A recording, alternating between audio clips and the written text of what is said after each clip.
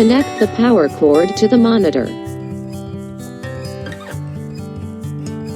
Connect another power cord to the camera.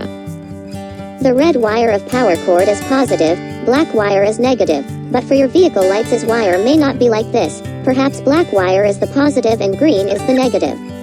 Please use tools to test and confirm this. Now merge the two thin black wires. Then merge the two thin red wires. Take up the green connector. Take up the green connector. Insert the merged red wire into the positive, plus, slot of the green connector. Insert the merged black wire into the minus, slot of the green connector. Tighten the screws. Please don't touch the positive and negative poles.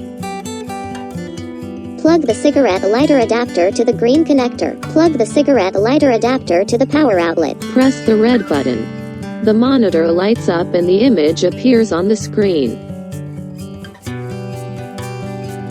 Touch the CH key to switch to the CAM2 channel. Touch the menu key to enter the menu mode.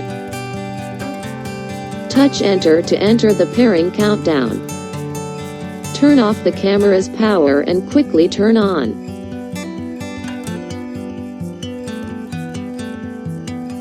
The image appears on the screen, indicating that the pairing is successful.